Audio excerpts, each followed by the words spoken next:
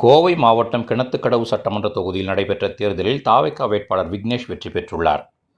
இன்று நடைபெற்ற வாக்கு எண்ணிக்கையின் இறுதியில் விக்னேஷ் அதிக வாக்குகள் பெற்று வெற்றி பெற்றதாக அதிகாரப்பூர்வமாக அறிவிக்கப்பட்டது. இதனைத் தொடர்ந்து அவருக்கு தேர்தல் அதிகாரிகள் வெற்றி சான்றிதழை வழங்கினர். வெற்றி சான்றிதழை பெற்ற பிறகு தனது ஆதரவாளர்களுக்கும் வாக்காளர்களுக்கும் விக்னேஷ் நன்றி தெரிவித்துள்ளார். மேலும் தொகுதி மக்களின் நலனுக்காக முழு நேரமும் செயல்படுவேன் என உறுதியளித்தார். இந்த வெற்றியை தொடர்ந்து அவரது ஆதரவாளர்கள் உற்சாகமாக கொண்டாடி வருகின்றனர். வணக்கம், என் பேர் விக்னேஷ். நான் 122வது சட்டமன்ற தொகுதியான கிணத்துக்கடவு சட்டமன்ற தொகுதியில் தமிழக வெற்றி கழகத்தோட தளபதியோட வேட்பாளராக நின்றிருந்தேன். ஸோ எனக்கு இந்த தடவை கோயம்புத்தூரில் முதல் வெற்றியை, இந்த 10 தொகுதியில் முதல் வெற்றியை என்னோட மக்கள் கொடுத்துருக்காங்க. இனிமே வந்து என்னோட குடும்பம் என்னோட கிணத்துக்கடவு சட்டமன்ற தொகுதி தான். அங்கே இருக்க எந்த நல்லது கெட்டதுக்கும் நான் கலந்துக்குவேன்.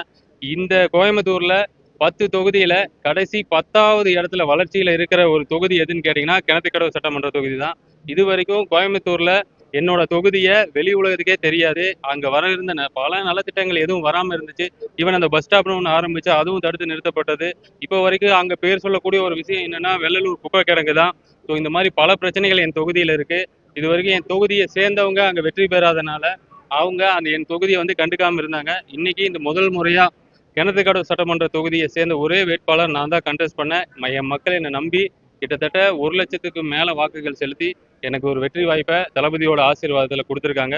நிச்சயம் இதை சரியாக பயன்படுத்தி என் மக்களுக்கு மட்டுமே நீ என்னோட வாழ்க்கை ஃபுல்லாக உழைப்பேங்கிறத தெரிவிச்சுக்கிறேன்.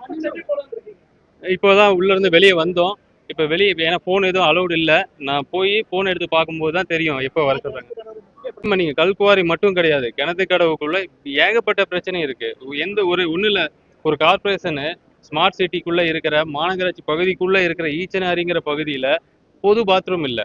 இப்போ யோசிச்சு பாருங்க, நம்ம எவ்வளவு பெரிய ஊர்ல இருக்கோம். கோயம்புத்தூர் ஸ்மார்ட் சிட்டிக்குள்ள மாநகராட்சி பகுதியில் ஒரு பொது பாத்ரூம் இல்லாமல் அந்த மக்கள் கஷ்டப்படுறாங்கன்னா இது ஒரு சின்ன உதாரணம் சொல்றேன்.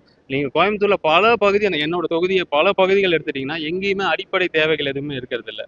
இவங்க மற்ற என்ன நினைச்சாங்கன்னா மாசம் 1000 ரூபாய் கொடுத்தா போதும் மக்கள் சந்தோஷமா இருப்பாங்க. ரேஷன் பொருட்கள் கொடுத்தா போதும் மக்கள் சந்தோஷமா இருப்பாங்க. பொங்கலுக்கு 3000 ரூபாய் கொடுத்தா போதும் மக்கள் சந்தோஷமா இருப்பாங்கன்னு நினைச்சிட்டு இருக்காங்க.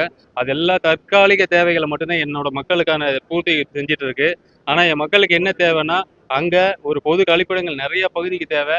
நல்ல ஒரு அரசு மருத்துவமனை எனக்கு தேவை. ஏன்னா என் மக்கள் அங்கிருந்து இப்போ அறிவொளி நகர்கிற பகுதியிலிருந்து ஜிஹெச்க்கு ஒரு மைல்டு அட்டாக் ஆனால் கூட அங்கே ஒரு ஆம்புலன்ஸ் வரணும்னா 3/4 மணி நேரம் ஆகும். ஸோ அந்த பகுதிகளில் ஒரு தற்காலிக ஆக்சிஜன் வசதி கொண்டு ஆம்புலன்ஸ் கொண்டு வரணும். என் பகுதியில் ஒரு நல்ல ஒரு அரசு மருத்துவமனை பொள்ளாச்சியில் இருக்க மாதிரி ஒரு குறுகிய ஒரு சின்ன அரசு மருத்துவமனை வேணும். அரசு கலைக்கல்லூரி என்னோட தொகுதிக்குள்ளே கொண்டு வரணும்.